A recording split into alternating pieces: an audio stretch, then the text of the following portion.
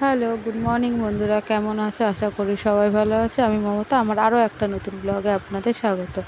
এই বরমশাইয়ের লাঞ্চ গুছানো হয়ে গেছে। আজকের লাঞ্চে ছিল ভাত, সর্ষে পাবদা, পুঁই শাকের চচ্চড়ি। তো আশিবাসি সকালের কাজ সেরে খাওয়া দাওয়া করে এখন বসলাম ফল নিয়ে। তো আমি ছেলেকে একটা ফল নিয়ে বসার সঙ্গে সঙ্গে ছেলেকে একটা ছোট্ট করে একটা ম্যাজিক দেখিয়ে দিলাম। আমি যখন তরমুজটা ছুঁড়লাম, ও আমাকে বললো, মা তুমি তরমুজটা গোটা ছুঁড়বে, হাতে কাটা আসবে, এরকম ম্যাজিক করতে পারো? আমি বললাম, হ্যাঁ বাবা। আমি ভিডিওটা করে নিয়ে যখন দেখালাম, বললো, মা তুমি এরকম ম্যাজিক কী করে করলে? আমি বললাম, বাবা ফোনে সব কিছু করা যায়। তো চলো এখন তরমুজটা কেটে নিচ্ছি। তরমুজ এই কাটতে গেলে না একটা মনের মধ্যে একটা ভয় থাকে, লাল হবে তো, মিষ্টি হবে তো। তো আমার কপালটা ভালোই ছিল, তরমুজটা কেটে দেখলাম যে না, তরমুজটা লালই বেরিয়েছে। আমার তো খুব ভয় করছিল, যখন কিনছিলাম তখনই বারবার করে জিজ্ঞাসা করছিলাম, দাদা লাল হবে তো, লাল হবে তো? বললো হ্যাঁ হ্যাঁ লাল হবে। তো সত্যিই তরমুজটা খুব সুন্দর বেরিয়েছে, লাল। তো চলো আমার দিয়ে দিই ছেলেকে।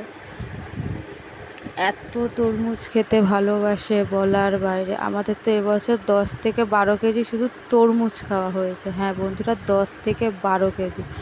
আপনারা এই গরমে কত তরমুজ খেয়েছেন কমেন্ট করে বলবেন। আমাদের তো 10 থেকে 12 কেজি তরমুজ খাওয়া হয়েছে। আমার ছেলে এত ভালোবাসে তরমুজ খেতে। আপনারা ওকে ভাত ভাত ঠাত তো বাদই দিন, ও তো এইসব খেতেই চায় না। ওকে একটুখানি তরমুজ, আঙুর এইসব দিলে তো ও আর কিছুই চায় না। আমি একটুখানি খেয়ে দেখলাম, তরমুজটা সত্যিই মিষ্টিও ছিল, লালও ছিল।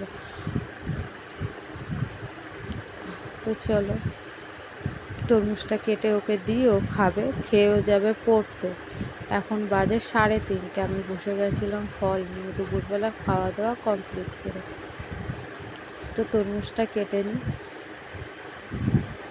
নিয়ে তরমুজটা দেখো না, কাটতে কাটতে আমার মাথায় আবার একটু বুদ্ধি এলো, কি করব, কাজ নেই, বসে রয়েছে, একটু ডিজাইন করতে চাইলো, কিন্তু ডিজাইন করতে পারলাম না, তরমুজটা পড়েই গেল। তো চলো টাটা।